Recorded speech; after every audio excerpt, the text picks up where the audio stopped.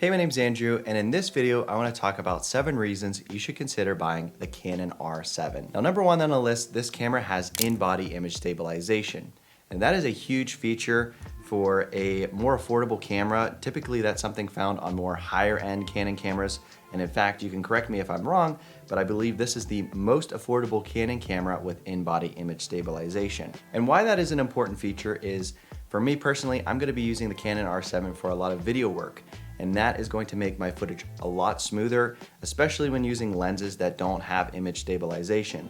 So you're not cropping in on the sensor, you're not taking away any of the quality, you have a sensor that's able to compensate from all that, hand movement, and I'm not the type of person that really likes using gimbals, so being able to get really smooth handheld shots with this camera is a big plus. Number 2 on the list is the camera body. This is a very nice Canon camera. As far as the feel, it feels like a high-end premium Canon camera. It has the nice big grip.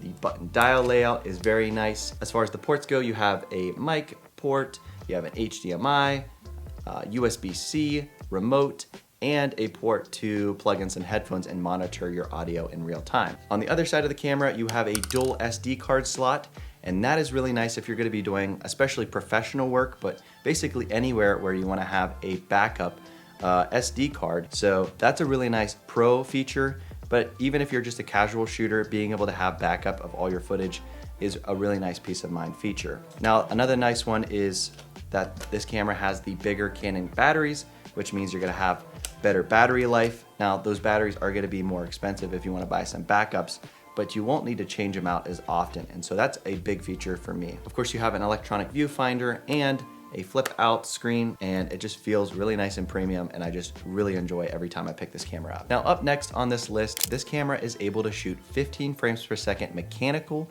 and 30 frames per second electronic. So if you're gonna be doing any wildlife or sports photography, basically anywhere where there's high speed action, you're gonna need a camera that's able to capture high burst modes. Now, I'm not the type of person that's going to be doing wildlife or sports photography, but just having that high speed shutter is a really nice feature in case there are scenarios where I would like to use it. Now, up next, this camera is really good at subject tracking and autofocus. Whether you're a beginner or a pro, having a subject tracking and autofocus system that just works is a big feature, and Canon does it really well. This camera is able to track not only people, but animals and vehicles. And I've tested it out firsthand, and it actually is very impressive how it can tell that's a vehicle and it will lock onto it, or animals that can track birds and horses and dogs, and it will lock onto it and keep them in focus. So that paired with a high-speed shutter means you're gonna be doing sports or wildlife photography, you're gonna nail that photo almost every time. Now, number 5 on the list, this camera does have a 32 megapixel APS-C sensor. Now, some people would say that's not a good enough sensor size, you wanna go with full frame. Now, I understand the advantages of buying a full frame camera, but right now I feel like with Canon and the RF mount system, there is a big advantage of getting an APS-C sensor camera because you can take advantage of these new introduced Sigma lenses. I've always been a big fan of Sigma, and this 18-50 is an awesome lens, so that paired with this Canon R7 is a really nice setup, and that's something that you wouldn't be able to take advantage of on a full frame camera. Now, you can use full frame lenses on an APS-C sensor camera, but not really the other way around.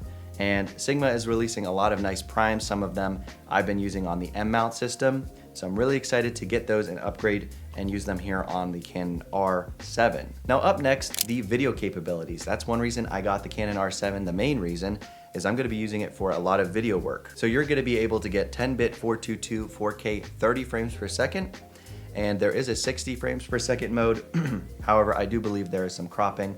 I don't usually shoot 4K 60, I think 4K 30 is gonna be fine. Now, a nice thing about this camera is I haven't heard anybody complain about any overheating, and that's something that Canon's more higher end cameras have been known for. So that's a really nice feature, knowing that you're gonna be able to shoot in 4K and your camera's not gonna overheat. Now, this also can shoot 1080p at 120 frames per second. And another nice feature is you can shoot in C-Log, which is Canon's log profile, which basically means you're able to get better dynamic range. You can have more, it's basically like shooting RAW. You'll have more ability to adjust the colors and make everything the way you want it to. So that is a really nice video feature that this camera comes with. Now finally, number 7 on the list, the price. This camera, when it was first released, was $1,500, but now that it's been out for a while, has gone on sale. I personally bought this camera for $1,000, and I think at that price, I couldn't help it. With all the features that this came with, I feel like that is an absolute great bargain. You can find used or refurbished for maybe closer to $900. Since this camera has been out for a while,